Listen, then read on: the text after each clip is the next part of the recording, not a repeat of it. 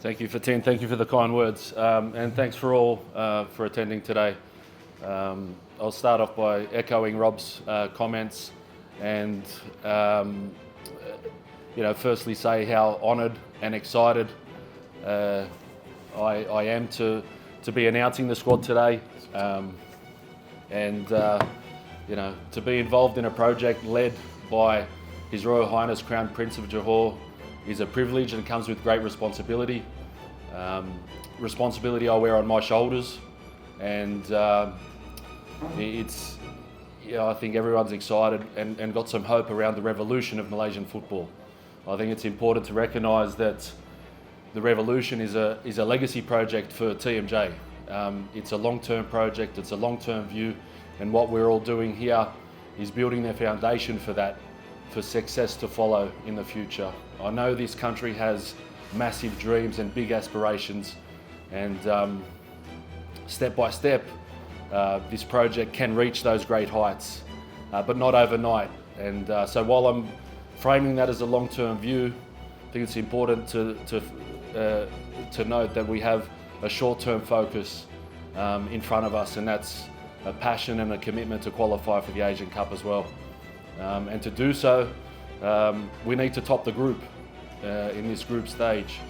And that's going to create a little bit of history for our country, because that's not been done for a long time, to actually top a group in a competition phase. Maybe over a decade since that's happened. So, there's no second place finish, there's no runner-up finish. The format's different. We have to be winners, we have to top the group. And this squad here is the first step to that. We have laser focused on our next opponent. We're excited to get into camp and work hard, get the preparation right for a strong performance, to be a team that's every Malaysian's going to be proud of, get the 3 points, and we continue to build.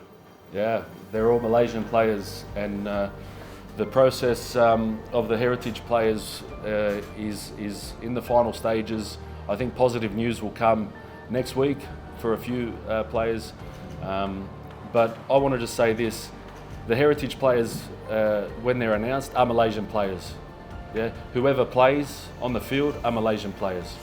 Yeah, I'm selecting players that will be proud, passionate, and committed to play for Malaysia. So the heritage players, they're in final stages. My understanding, and I'm not a part of the process, but my understanding is the paperwork is the last stage in the government, and that's to be done once the players arrive. So then the national team will make an announcement at that point, and that should be next week.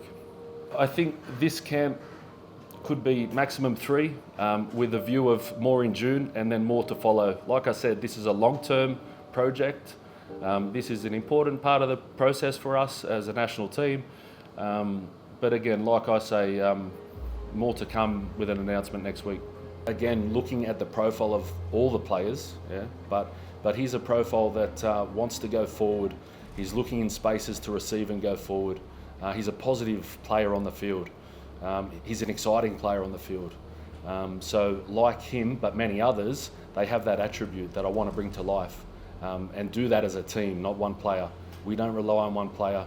And the strength of us will be 11 players being a strong team in attack, in defence, in set plays, and everything. With Mickey, I spoke to Mickey last week. I wanted to see his desire and his mindset on this situation, and I looked into his eyes, and he was hungry, passionate, and ready to put on the Malaysian jersey and make Malaysians proud. And connected to that is why he's in the squad. Yeah, so day 1 for our camp is on the 17th. It's a normal FIFA window for us. That's international football. It's not a long camp, but it's a camp that we're going to take as many steps as we can as a team, build a strong team mentality, and put out a performance against our next opponent with commitment, passion, intensity, to make every Malaysian proud. And whether it's a short camp or a longer camp, we'll make full use of the time together.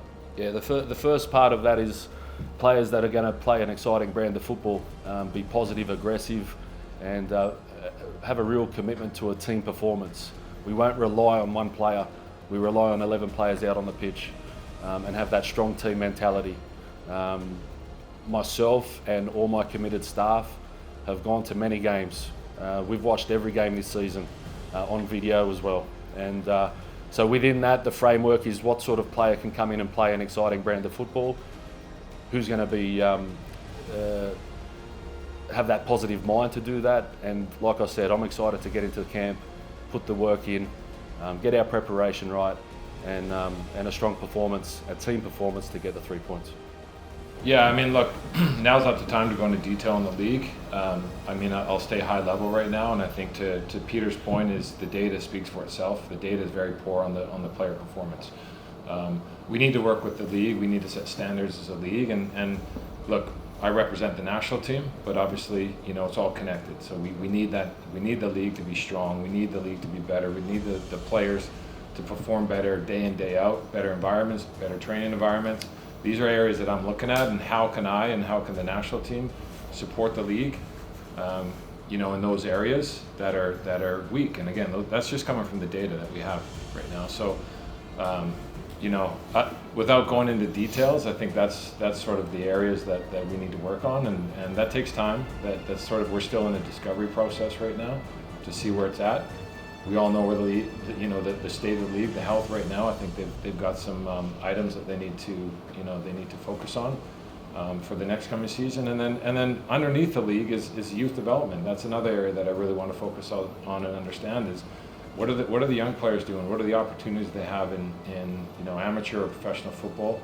You know, and I think it's important again that we're all aligned on the same vision, the same goal, because we cannot be working in silos. We have to work together, and sort of that's really, you know, my focus.